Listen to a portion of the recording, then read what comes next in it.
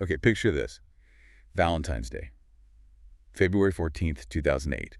There's this entrepreneur, Mike Michalowicz, super successful, made millions. Yeah, felt like he had the Midas touch, right? Everything turning to gold. Exactly. But that belief, that kind of arrogance, really, in his own King Midas thing, well, it led him somewhere pretty dark. Down a terrifying path, yeah. Because on that Valentine's Day, he found out he'd lost almost everything, like nearly every single penny. It's hard to even imagine over $500,000 in savings just gone. Gone. Plus investments. He looks at his bank account, and there's only $10,000 left. Just 10 grand. Wow. And just when you think it couldn't get worse? Right. The universe, or maybe just his accountant, decides to, twist the knife. Delivers the final blow, basically. Yeah. His accountant, Keith, calls him that morning. Calls it good news, ironically. Oh, no. Wasn't the good news. Mike owes $28,000 in taxes for 2007. Oof. With $10,000 to his name. And there's a $2,000 bill for Keith's services, due Monday. So $30,000 due immediately with only $10,000 available? I mean... He just put his head on his desk and cried. Just broke down. That's such a raw image. Yeah. And it paints a picture of just total despair. And later that night, Valentine's dinner with his family, he had to tell them. His little daughter's there. Listen. Oh, that's heartbreaking. He choked it out. I lost everything, every single penny. He said he felt pure, unadulterated shame. Wow. What a starting point, but also what a foundation for learning something profound. It really is. And that experience, that rock bottom moment, is exactly why we're excited to talk about this today. Welcome, everyone, to Book Talk Finance on our channel. Yeah, this is where we dig into those really impactful ideas from money and business, especially the ones learned the hard way, like this one. Today, we're focusing on Mike Michalowicz's book, Profit First, a simple system to transform any business from a cash-eating monster to a money-making machine. And Mike Michalowicz, he's not just some random guy. He wrote other really well-regarded books like The Pumpkin Plan, The Toilet Paper Entrepreneur. Right. Michael Gerber called his stuff remarkable. Business Week said The Toilet Paper Entrepreneur was a business cult classic. So he's got credentials. Definitely. He's knowledgeable, practical, surprisingly funny, actually, considering crying at his desk on Valentine's Day. Right.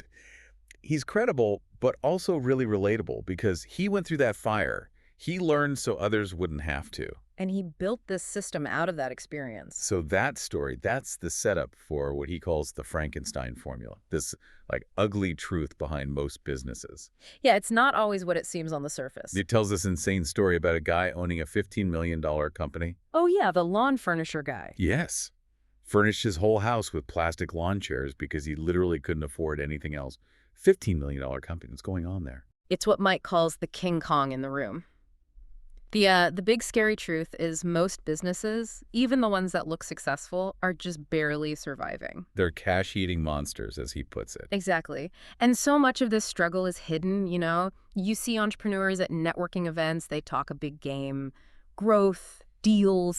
Putting on the brave face. But secretly, they're drowning in debt, maybe taking out loans just to make payroll. Sometimes they go years without paying themselves properly. It's this awful cycle, isn't it? The business ends up controlling them. Totally. And he traces it back to that standard accounting formula we all learn.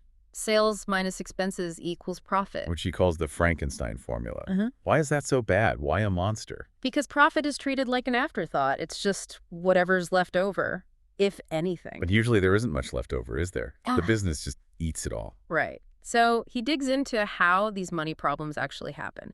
There are two main ways. One is obvious. Sales slow down. Can't pay the bills. Simple enough. Yeah. But the second way, this one's sneakier. It happens when sales speed up.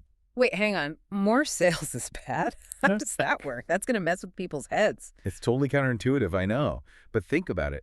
Income goes up.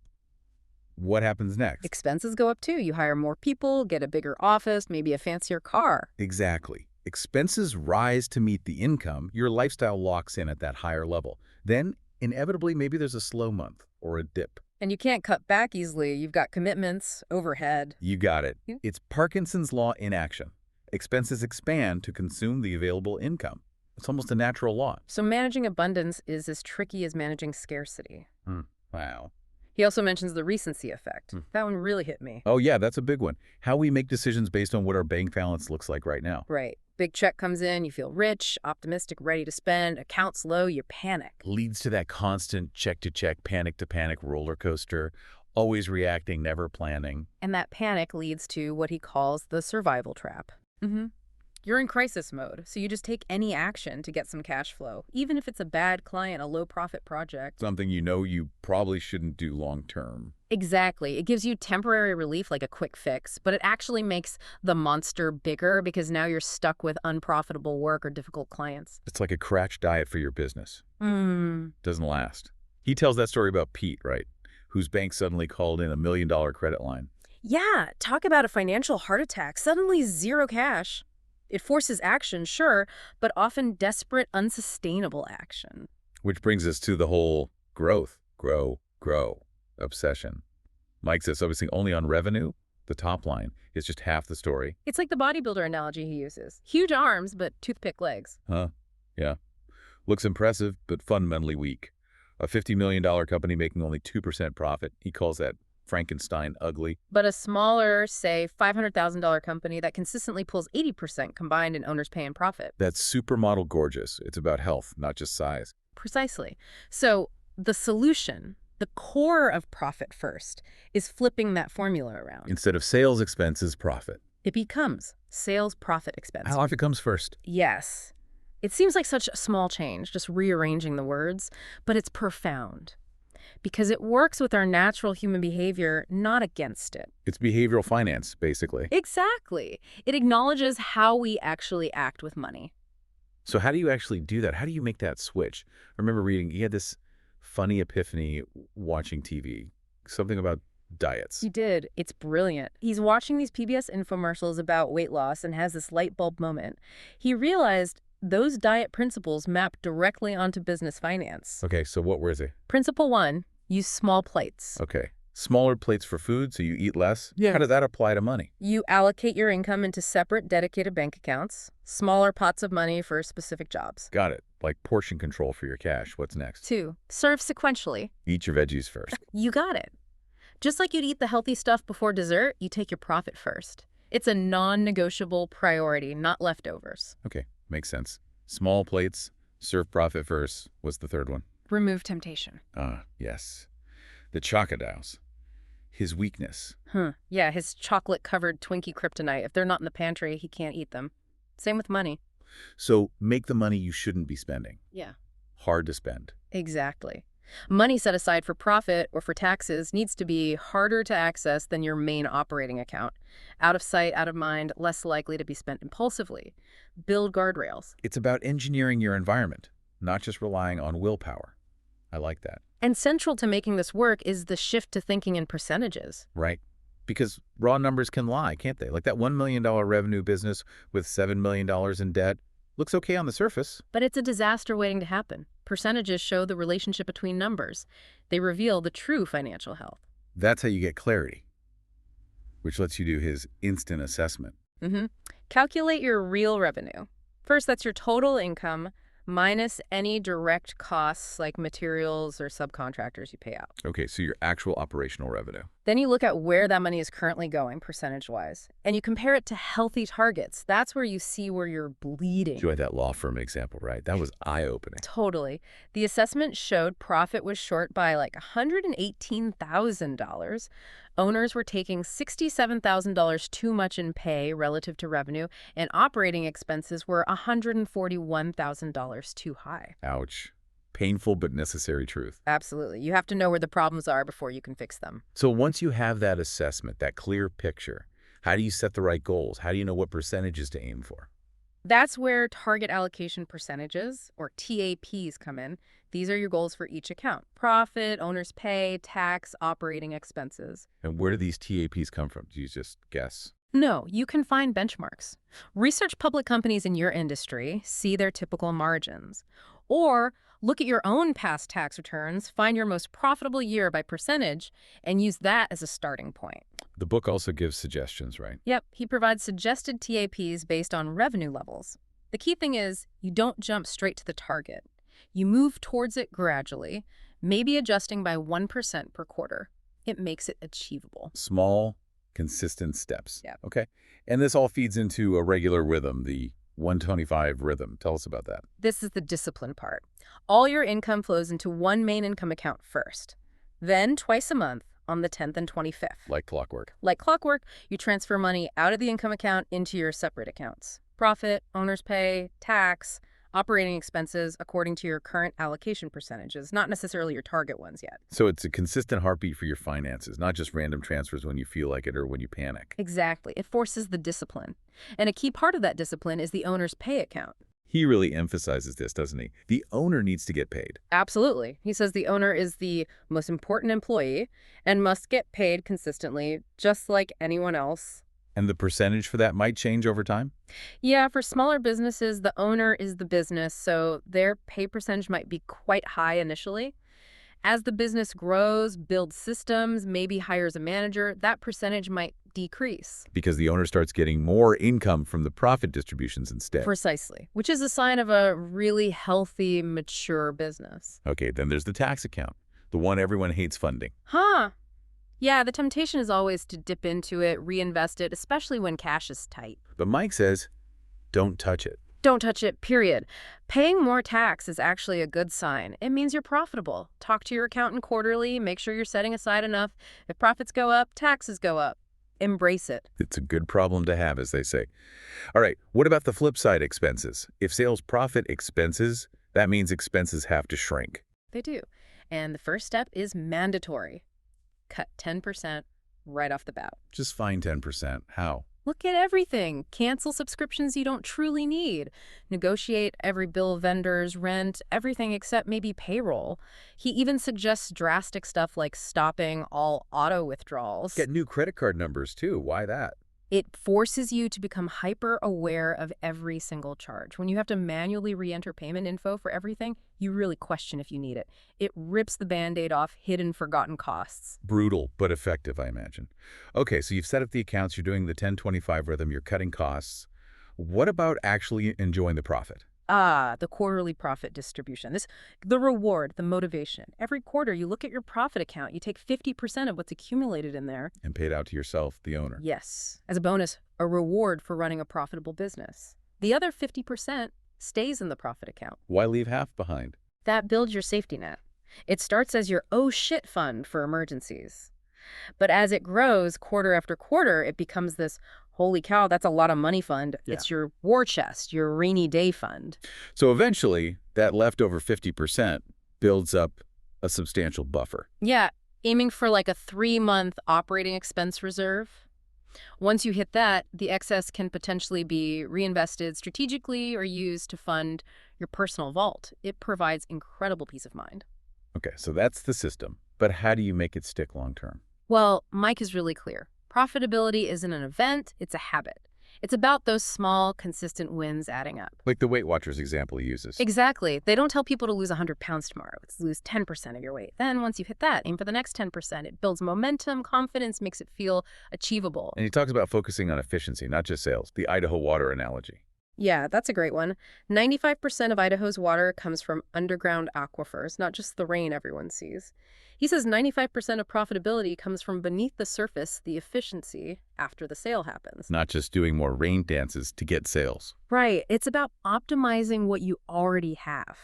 Getting twice the results with half the effort. Being smarter, not just busier. Which ties into the 80-20 rule, or what he calls the Pareto overlap. We all know 20% of clients often bring 80% of revenue. But the overlap is realizing that roughly the same 20% of clients probably bring 80% of your profit. So identify your most profitable clients, not just biggest revenue clients. Yes. And then the strategy is twofold. First, fire your bad clients. The ones who drain your time, energy, resources for little profit. That sounds terrifying, but also freeing. It is. And second, actively clone your best clients. Figure out what makes them great, they pay on time, trust your judgment, need your most profitable services, and go find more people just like them. That naturally makes you more efficient and profitable, and probably happier too. And it becomes automatic marketing, because you're serving the right people who will rave about you. Okay, systems, habits, efficiency. But what about just willpower?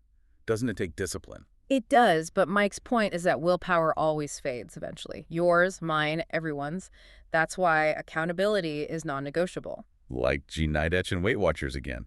The power wasn't just the diet, it was the weekly group meetings. Exactly. That shared accountability, that Hmm. support structure, it's 1% inspiration, 99% perspiration, and the group helps with the perspiration part. So how do you build that for profit first? He suggests two main ways: profit accelerator groups, or PAGs, and profit pods. What's the difference? PAGs are usually facilitated by certified profit-first professionals, accountants, bookkeepers, coaches who really know the system inside out. They can give you tailored advice, hold you accountable. Be the bad cop sometimes, like negotiating with vendors for you. Yeah, they can do that, save you real money. Profit pods are more informal peer-to-peer groups, just entrepreneurs getting together voluntarily to support each other through the process. And what makes these groups work? What do they actually do? Regular meetings are key, maybe bi-weekly. And transparency. He actually suggests sharing screenshots of your bank accounts within the group. Whoa, really? That sounds intense. It prevents the small cheats, keeps everyone honest, and it fosters that idea that the best student is always the teacher.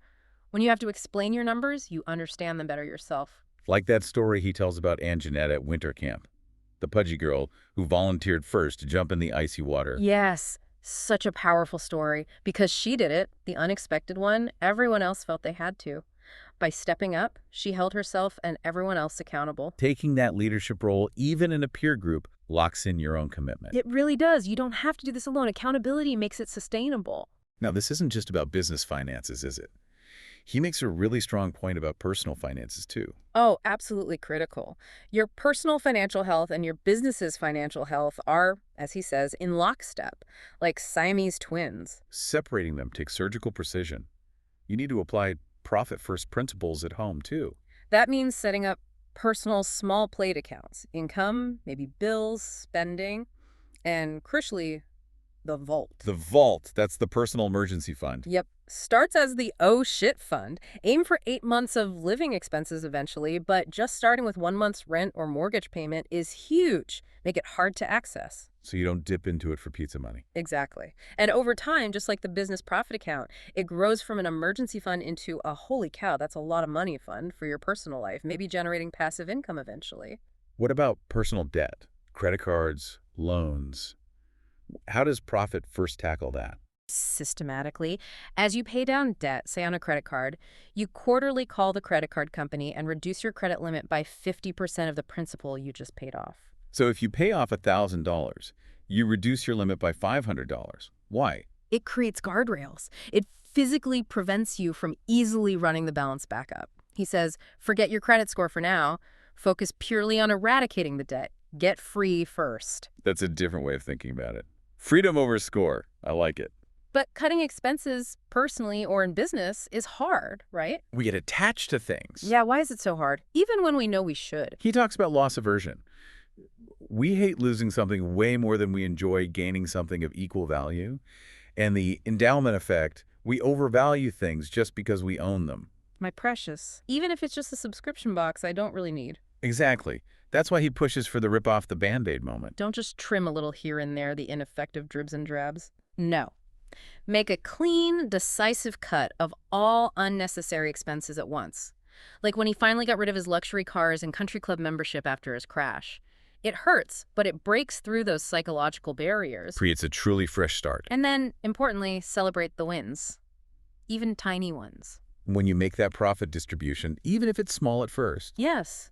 Take $50, go have a nice dinner, buy yourself something small. Reinforce the positive behavior. Train your brain to associate profit and saving with reward, not just deprivation. That positive feedback loop sounds crucial. It is. And finally, to keep things going personally, to fight Parkinson's law in your own life. The lifestyle lock and wedge theory. Right. As your income grows, you consciously decide not to inflate your lifestyle immediately. Keep it locked at the current level or close to it. And the wedge. Every time you get a raise or your business income bumps up, you take half of that increase the wedge and put it straight into the vault, your savings. So your savings grow exponentially faster, but you still get to enjoy some of the increase. Exactly. It's a balanced way to accelerate your path to financial freedom without feeling totally deprived. Wow. And he even has versions for kids. Profit first kids. Yeah, this is brilliant. Forget allowance. Give kids a chore list with pay rates. Then they divide their earnings into 4 envelopes or jars. Let me guess. Give, save, spend. And the vault for their own emergencies or long-term goals, like investing. Teaches them the whole system from day one. Imagine graduating high school already understanding this. The financial head start would be incredible. It's such a powerful, lasting gift. So really, when you step back and look at it all, Mike Michałowicz's journey, from that Midas myth to crying at his desk to building this whole system, it's quite something. It really is. The core message feels so clear, doesn't it? Financial freedom isn't about luck. It's a choice. It's about habits. Small, consistent changes. Working with our messy human nature, not fighting it. That Frankenstein monster business or even personal finances, that feels out of control. It can become that beautiful Clydesdale workhorse. Strong, steady, profitable. It's about building in that efficiency, that accountability, turning the chaos into something calm and predictable. Yeah, transforming the whole experience of money. So maybe the final thought for everyone listening is this. What's one small, consistent action you could take, maybe even starting today, to begin your own journey towards that kind of financial freedom? That's the question. Just one small step. We really hope this book talk has sparked some big aha moments for you. If you want more discussions and talks like this one, Please subscribe to the channel. We'd love to have you back.